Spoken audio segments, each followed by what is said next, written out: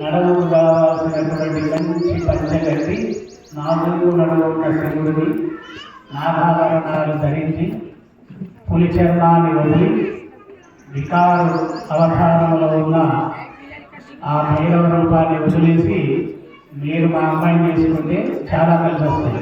ఈ గుడిలో ఉండడానికి తర్వాత కలిగించిన మీరు ఇంత అడుగుతుంది కాబట్టి మా స్వామి ముఖం ఒకసారి చూస్తే బూడిద ముఖమా లేకపోతే నల్ల ముఖమా అనేది తెలుస్తుంది.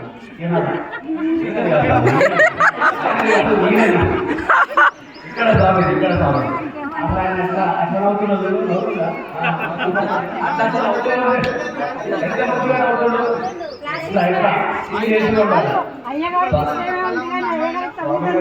మాకు ఆర్టిఫిషియల్ గా నవ్వడం కానీ ఆర్టిఫిషియల్ గా ప్రవర్తించడం కానీ జరగదు. మనసుతో సంబంధించి అందుకోసమే పూడికలోనే ప్రధానంగా ఉంటుంది. అందరూ 10 మందికి తెలియాలని చేసుకొని తిరుగుతున్నాం. మా శివయ్య అంటారు శ్మశానంలో ఉన్నా కానీ ప్రశాంతంగా ఉన్నారు. ఎంత అందంగా ఉన్నా చివరికి మిగిలినది బూడిదే కాబట్టి ఆయన రూపం అదే. కాదండి, మా అమ్మవారు ఏమో అమ్మ నాన్నలను అందరిని వదిలిపెట్టేసి అయ్యగారి కోసం వస్తుంటే మీరు మీ అయ్యగారిని అమ్మగారిని కలవనీయకుండా తల్లిదండ్రులు వెనక నడుతున్నారు ఎందుకు? అమ్మగారు ఎందుకు వస్తున్నారు అంటే అన్ని లోకాల గణపతి స్వామి కదా, ఆయనతో ఉంటే నేను కూడా అధిపతిరాలు కావచ్చు అనే ఉద్దేశంతో అమ్మగారు స్వామి గారు కూడా వస్తున్నారు. అమ్మవారు జగజ్జనని అనేక మంది భక్తుల యొక్క కోరికలు తీస్తుంది. ఆమె మోము చూస్తేనే సగం చెడులు అనేది వెళ్ళిపోతాయి. ఆరోగ్యాలు అష్ట ఐశ్వర్యాలు అన్ని సిద్ధించే తల్లి కాబట్టి మా అమ్మాయి చాలా మంచిది. మీరు మరొక మాట మాట్లాడకుండా చెప్పుకోవాల్సిందే. ఎందుకంటే శివయ్య కూడా ఆదిదేవుడు, మాకు నచ్చిన దేవుడు కాబట్టి మేము నచ్చినాం కాబట్టి మరొక మారు మాట్లాడకుండా చేసుకోవాల్సిందిగా కోరుకుంటున్నాం. ఇంతగా అడుగుతున్నారు కాబట్టి ఒక్కడు ముందు వస్తున్నాం. ఒక్కడే ముందు అమ్మాయి కూడా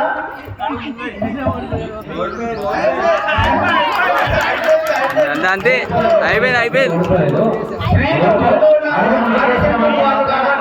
స్వామి అడుగు ముందుకెత్తినంత మాత్రాన ఓడిపోయినట్టు కాదు. ఒక అడుగు ముందు పడ్డదంటే 100 అడుగులు పడ్డట్టు. అదే అమ్మాయి బాధపడుతుందని చెప్పి ఆమె ముఖం కొంచెం అక్కడ ఉంది కాబట్టి ఒక అడుగు ముందుకు వేయడానికి కారణం ఏంటంటే ఆడవాళ్ళకి రెస్పెక్ట్ చేసుకుంటాం. వాళ్ళకి ఇచ్చిన మర్యాద మేము ఆ మర్యాద ఉంచుకోవాలి. కానీ ఒక అడుగు ముందుకు వచ్చి ఓడిపోయిందంటే అమ్మవారైనా లౌకికంలో ఆడవారైనా చాలా శక్తి సంపన్నులు. వాళ్ళ ముందు అంటే మనం తల ఒప్పుకోవాల్సిందే.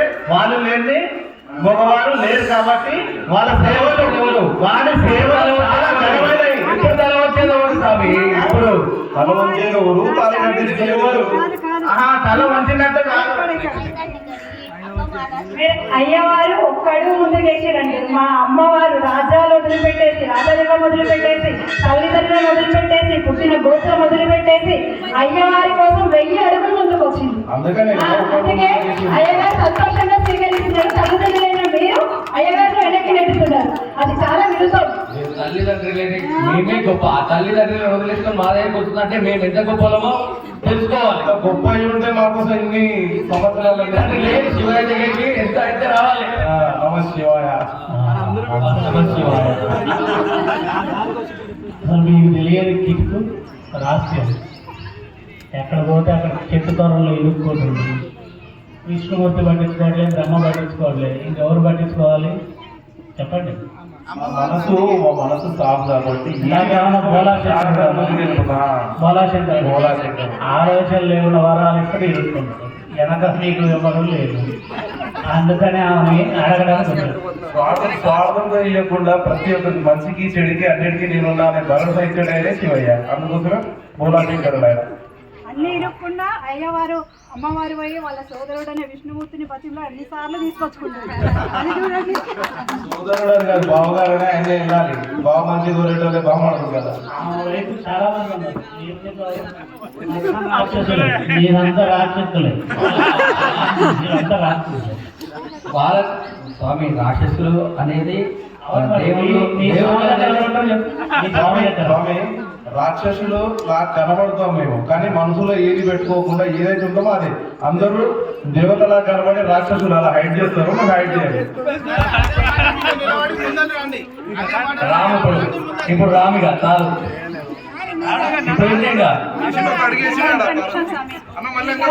ఏదేమైనా ఆడవాళ్ళము అమ్మవారి క్షమాగుణము ప్రేమ గుణం ఉంటుంది, అన్ని ఒదిగి ముందుకు వస్తుంది. దాన్ని ఓటమిగా కాదు, విజయంగా గౌరవంగా భావించి అమ్మవారిని స్వీకరించాలి. సరే సరే, అవన్నీ కరెక్టే కానీ కట్నం ఎంత చెప్పండి. కట్నం ఏంటి కాదు కాదు, నాకేం పెడతారు అది మనుషులకి అయ్యకు అమ్మకు కోటివారాల కట్నాలండి. లక్ష్మీ శక్తి స్వరూపిణి గాలి పరాశక్తి ముగ్గురు అమ్మలకు మూలముతమ్మ త్రిమూర్తులకు అయినటువంటి అమ్మ. ఆ అమ్మ దగ్గర మనం అడగడం ఏంటి, కట్నం అడగడం ఏంటి? ఇంతసేపు మాట్లాడారు కదా, మీకు చాలా మంది చెప్తా. మా శివయ్య పౌరుడు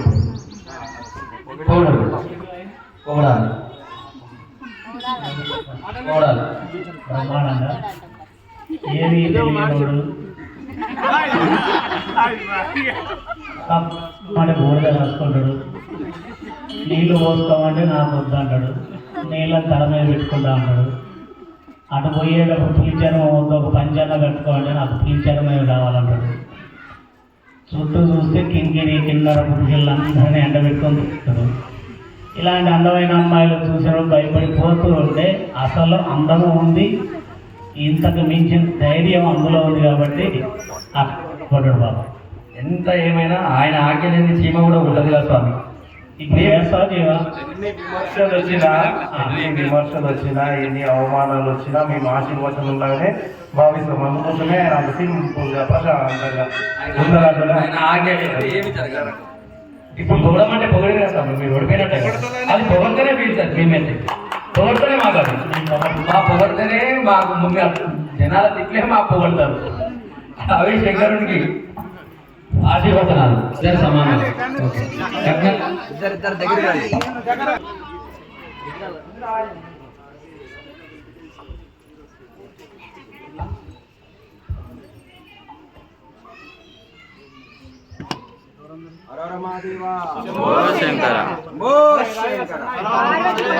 సన్నాయి సన్నాయి పార్వతిపతి హర మహాదేవా.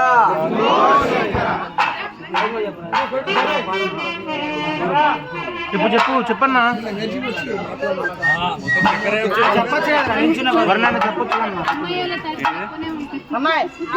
లేకపోతే మొత్తం ఒక్కనే మీరు